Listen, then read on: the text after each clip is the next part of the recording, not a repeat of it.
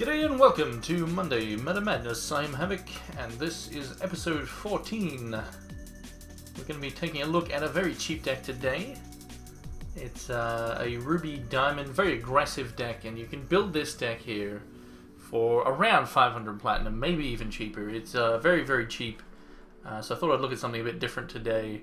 I actually got the original idea for this from watching sort of Neo playing a deck. It was using a lot of these cards, just a very cheap aggressive deck, so I thought I would, I built my own version of it a while ago and thought I would show it off today. So there's some of the key cards here. You got the Spiritbound Spy, obviously, hence the name Spiritbound. You've got the Spiritbound Spy that when it dies it will transform. And we've got two ways to increase the strength of it. We've got the Embertongue Scan that also works with all the actions to make itself bigger.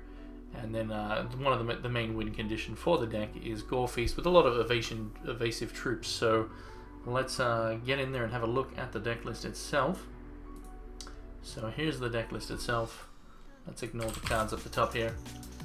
So the shard base is 22 resources, 10 ruby, 8 diamond. Now I think there is room for adjustment here, especially when it comes to reserves. Reserves I didn't have anything.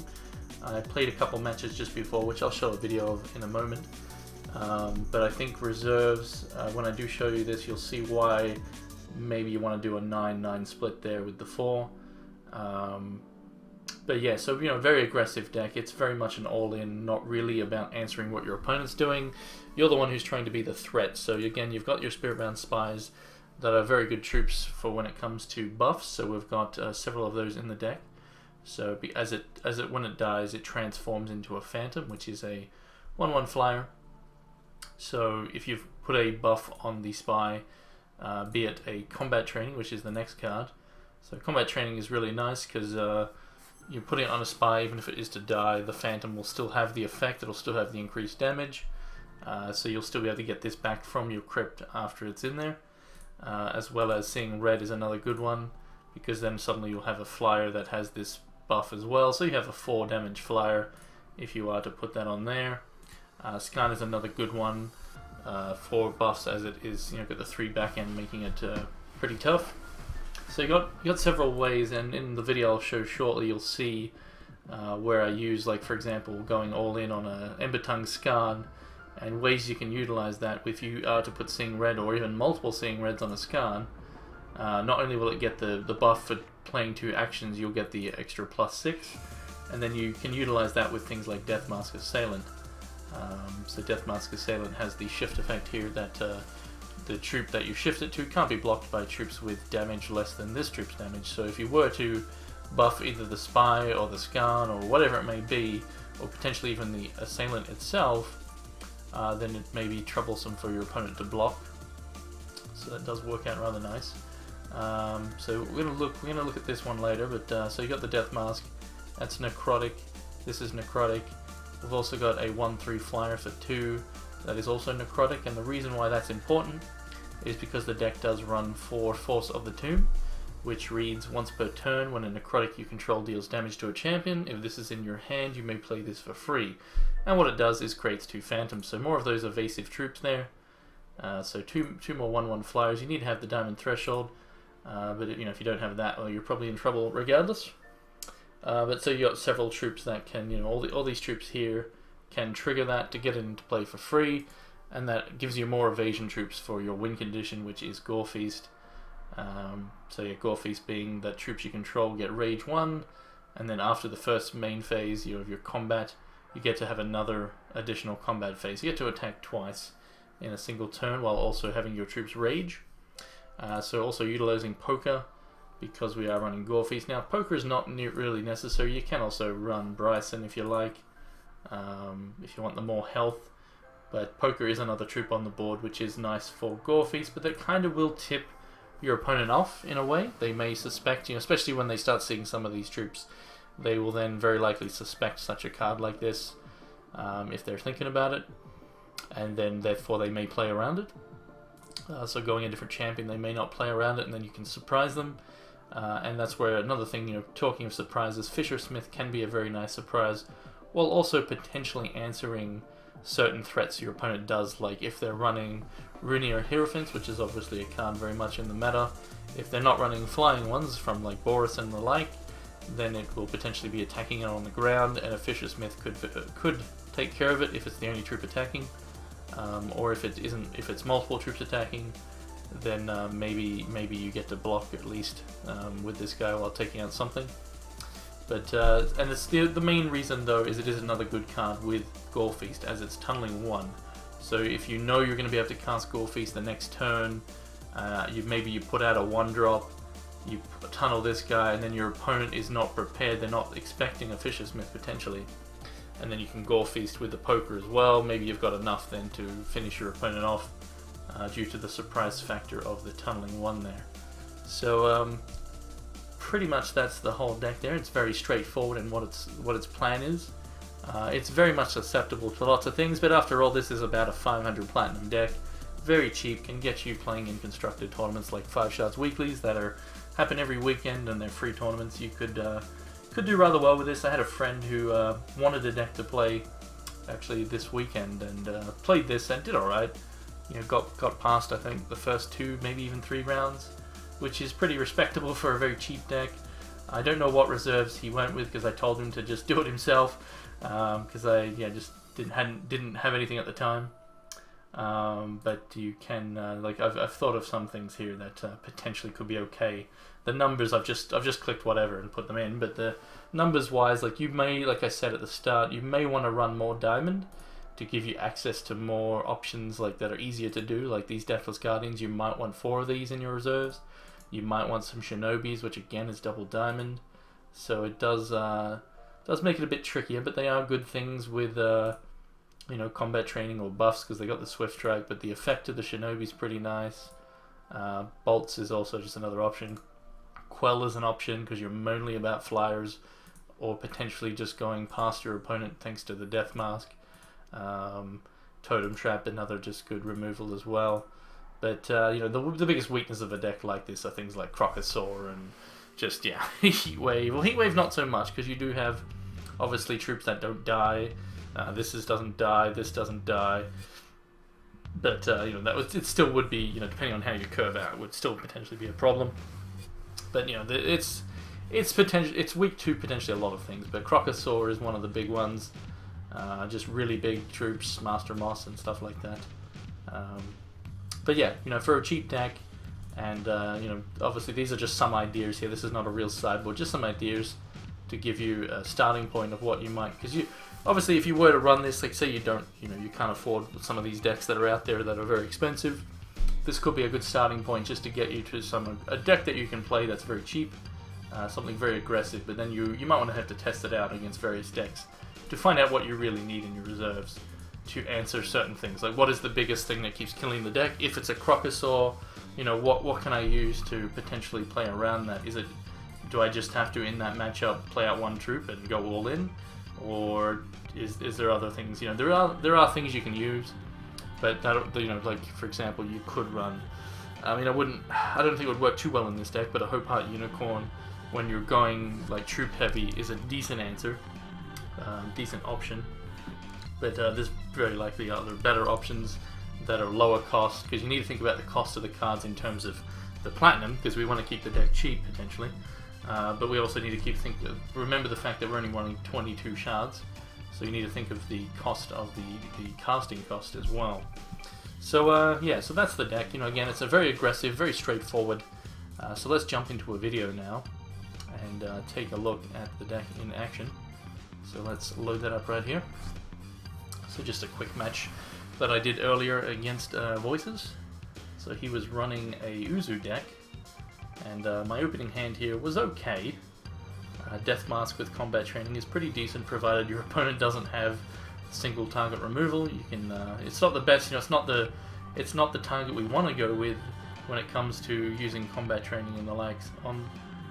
Drawing a Ethereal Calder there is not bad, as that does have nice synergy in the deck with the fact that you can, say you were to go all in on a specific troop, let's say Death Mask for example, you do multiple combat trainings, maybe you do a Seeing Red, As long as you hit those thresholds, you can then Ethereal Caller and have the flyer with all those buffs still, and the ability to get back your combat trainings as well.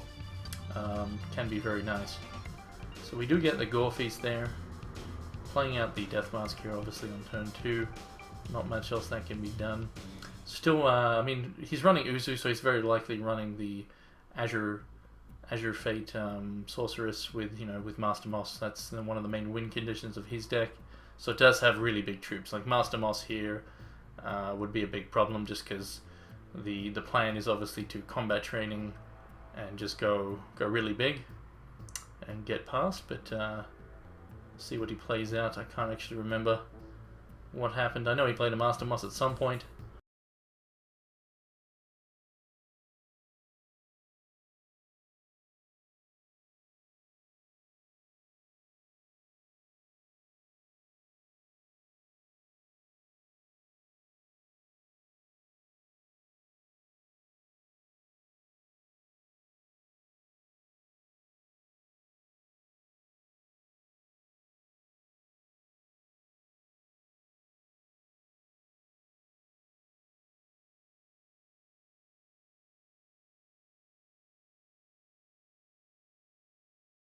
We'll see. I mean, we played the Fishersmith. He doesn't know what that is. Doesn't know what this deck is really. So he may, depending on what he plays out, may attack into that, and maybe we'll get a good hit. So we'll find out in a moment. So he plays a Rune Ear with a Ruby Gem and a Wild Gem. So very likely that that is speed. So he's got speed and Rhino Creation. So he probably attacks. He does attack with both. We luckily hit the Rune Ear there, so no free Rhino for him. I mean, we would have blocked it, but because hitting the Master Moss wouldn't have been the best, because we want to take this hit. Because now remember, we've got the ability to play the Gore Feast, we've got the Poker, so that's actually probably I'm pretty sure that is fatal. So play the Poker here, and that's plenty of damage. So because of the Rage 1 from Gore Feast, you'll have 4 damage, 3 damage, and 4 damage on the first swing. And then we'll increase that all by another 1 on the second swing, because the Rage is still there. So you'll notice there that troops you control get Rage 1, you're getting the first swing, and then you get another combat phase. So as you can see there, we've got 11 damage. So because we're going to increase that all by an extra 1 on each troop, that's an extra 3 damage. So we're obviously getting plenty of damage here. So that's -2 health for him, I believe. Yes. Yeah. And that's, so yeah, I mean, he wasn't expecting the Fisher, but when we played this, there was no sideboard, as you can see, just 4 Deathless Guardians, so just hit and save there. Very likely he'll have a lot of answers for this type of deck in his deck, but with the right curve, and if he doesn't have specific answers, we have to think about things like Crocosaur in a deck like his. He's running Chloros, very likely Braves, so he's very likely got Crocos, so that is one of the bigger ways to lose with this deck. So not a great hand. I have decided to keep it, because why not? Sometimes you got to risk it. So we got the Skarn here with 2 Sing Reds, which is pretty nice. That could just go all the way. Sadly, no Death Mask Assailant in hand. That would be beautiful for potential turn 3 play shift there, as it's not going to take a whole lot. And we do know he's running Speed Bunnies, so it's very risky here. Like, if he's got the Speed Bunny, a Rhino will be a problem if we don't get some specific draws. I could play a Skarn here and do 1 Sing Red, but deciding to go balls to the wall and just seeing if we can, maybe he doesn't have a play, which is unlikely, but it is one of the downsides to the Seeing Red, is obviously your troop has to attack, but we do have the Ethereal Caller in the hand, so if we are to get those 2 Diamond Shards, we do get a massive Phantom later on. So he does have the Speed Bunny, so that definitely means the Skarn is dead unless I top deck. No, it actually doesn't matter if I top deck an Assailant at this point. So the Skarn will die to the Rhino, sadly. There's not much that can be done there, and that's where the reserves. You might want to change a bit up there, but yeah. So sadly, it just has to die. So depending on if the game can drag out long enough, Like, he's obviously going to play around Fishersmith this time. But if the game can drag out long enough that I can get the diamond shards for the Ethereal Caller in a timely fashion, especially while also playing around Croco or things like it, there's a possibility of getting the Caller onto the Skarn, which will be a 8 damage Phantom, I believe, because the Skarn starts off at 0. So all that damage there will translate. Actually, wouldn't it be actually 9 damage? I guess, yeah, it would be a 9 damage Phantom. Because the Skarn starts off as a 0-3, that's all buffs that it has gotten. So yes, the Phantom would actually be 9 damage in the air. So he plays an Azure Fate. But yeah, like this is where the thresholds may be adjusting them, maybe even, you know, whatever, may help there. Just adjusting the thresholds to a 9-9 split could be the right choice. Just to make sure you get the option at the Caller and even the Force of the Tomb, which isn't too relevant here since we haven't got any Necrotic. So I don't really have much of a play. Not going to play around Croco here, he's only got the 2 wild. And I do want to have the option to potentially block, or, you know, threaten the double block, which all he needs to do is play any troop, but you know, if he has Croco, we lose the game at this point. Like, not having any more shards and not having the diamond, you know, if I had just 1 diamond there for a potential Caller the next turn, maybe, but yeah, it's unlikely that we'll be able to win this one here.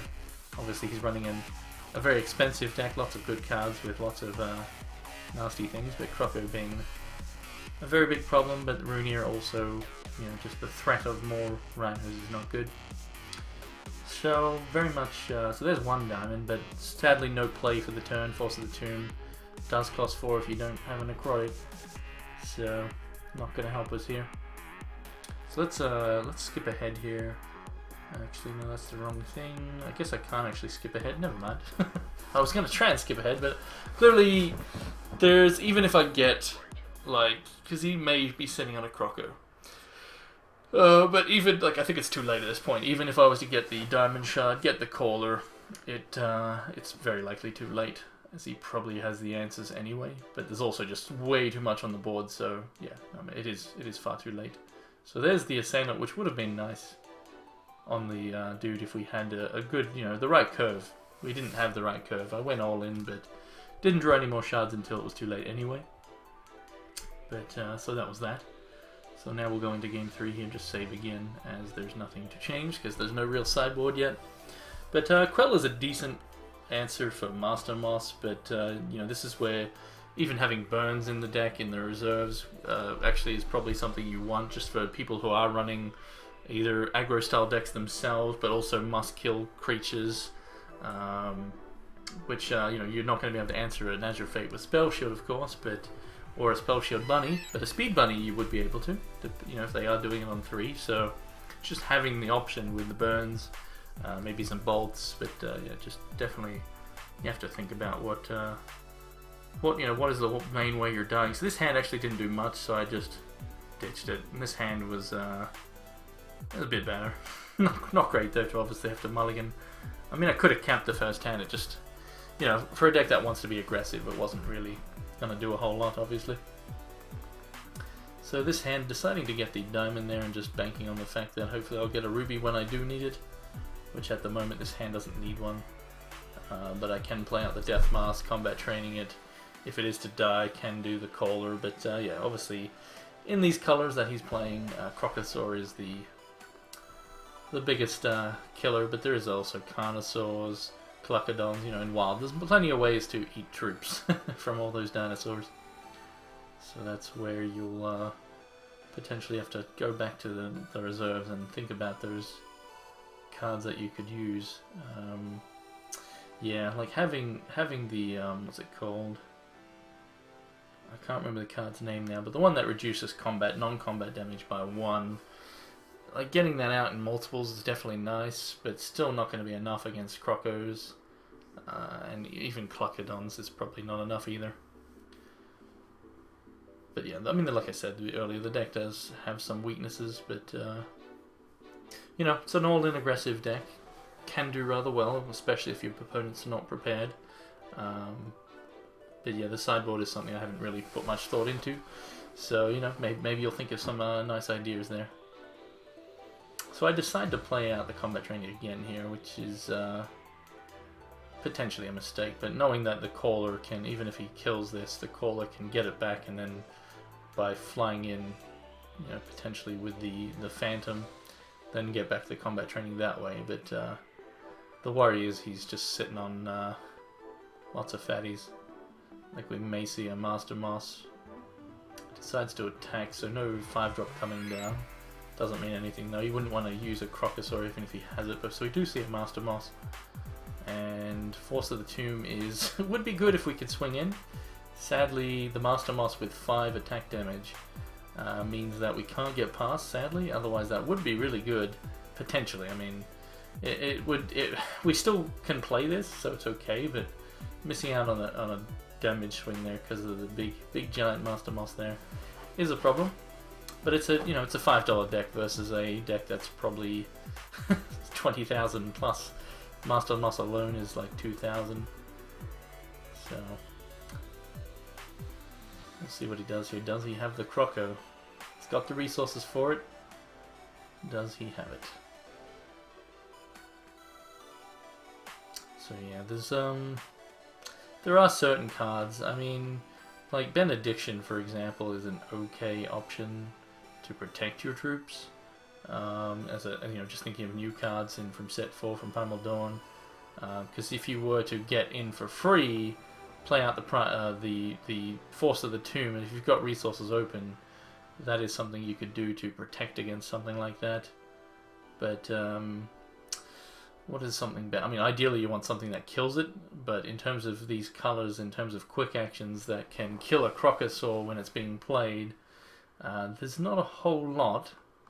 So that does make it a bit tricky, but we do get back the troop here. But I think we're too low on health that we can't actually finish him off, even with... I mean, it depends on what he plays out and how he swings. So it depends on his last few cards here, because we do need to obviously chump block one of these 5 damage. We can't obviously take all the damage.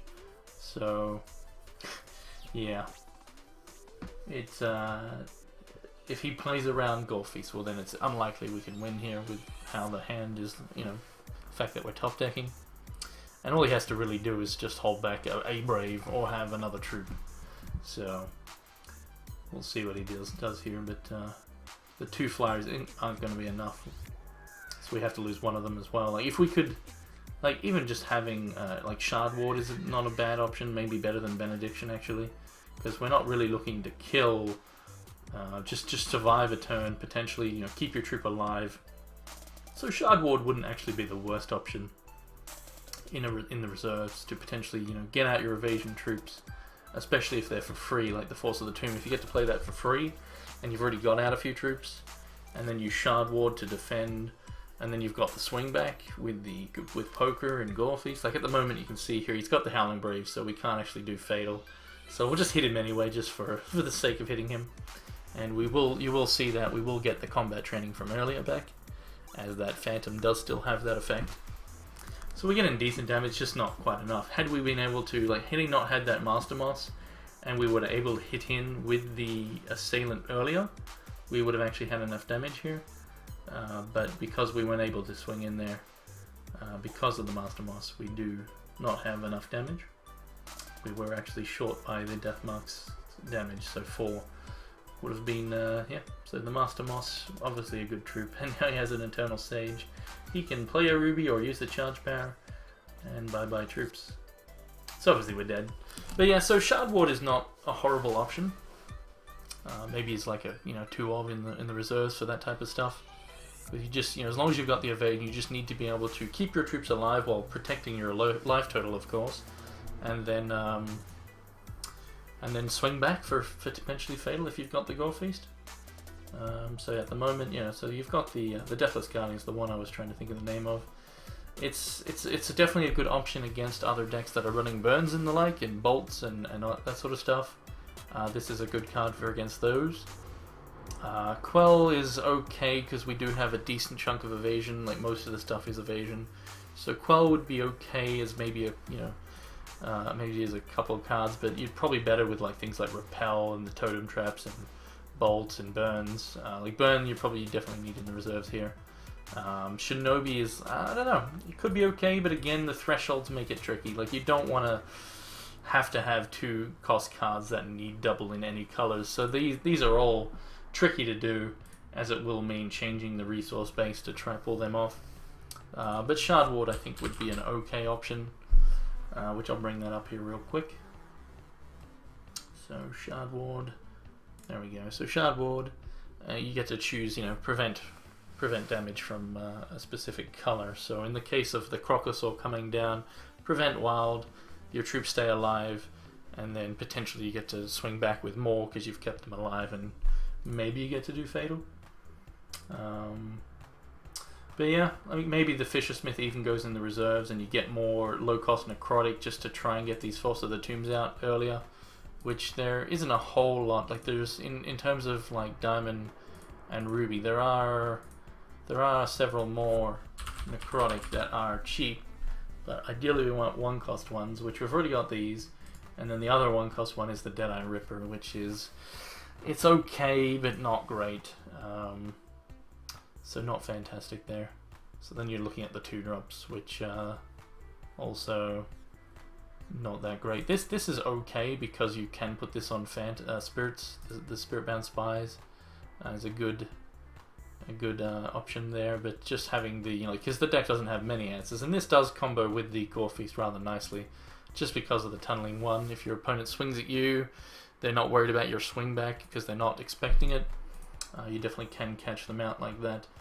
So yeah, again, it's a very cheap deck. Like so, Gore Feast is probably around 100 platinum on average, so that's like 400 platinum. The Fishersmith does bring it up to around that 500, maybe a little bit over. But this card goes up and down in price quite regularly. It's probably around 50 plat at the moment, I would estimate. And this, again, it's probably around 100 on average.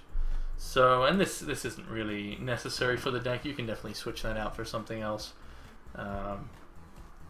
So yeah, and you could even think about, like, obviously back in previous matters, doing a really aggressive Diamond Ruby Deep Gaze deck has worked alright at times. This would obviously increase the cost a little bit, but it's something you could consider doing, but there's not really enough shift at the moment, so you would pretty much be changing the deck quite a bit. The deck is obviously trying to do the, you know, early troops, you know, very cheap troops that have evasion, with the buffs especially, you know, and then free Force of the Tombs, you know, free Phantoms, so then Gore Feast is more effective. So yeah, that's pretty much the deck. And again, the champion can be changed to Bryson, would be okay, because you're likely able to have more troops out than your opponent. The downside to that obviously is the threat of Crocosaur. But yeah, so that's what you can try and solve with the reserves there. But definitely for game 1, especially if you're on the play, the deck can just crush a lot of other decks currently, as it is just very fast, with decent enough recursion, and you know, this obviously not dying, this, you know, and also the fact that these are at 3 health does make a pretty big difference in certain matchups. So yeah, that's pretty much the deck, and I think pretty much all I had to say about it really. So again, it's just a cheap deck here this week. I thought I'd show off. I had something else planned, and then I actually remembered that the Blood Cup, the 5 Shots Blood Cup, is this weekend. So the reason why that changed my plans is I was going to talk about a deck, but mostly about a strategy. And then I was like, wait a second, I'm going to use this strategy, so I don't actually want to tell people about this just yet. So that'll probably be next week. Very likely I'll talk about that next week. So keeping it to myself for now and a few guildmates. But yeah, so for now, there's a cheap deck for you. But that's all for this week, really, just a quick one. So yeah, next week, good luck for those of you who are going to be playing in the Blood Cup. I'm definitely going to be playing this time. Normally in the past, in the 5 shots, the Cup series, I've just dropped out as soon as I got like 1 loss early on, which obviously is not a good idea because you do get points, so I'll probably have to play a bit longer this time.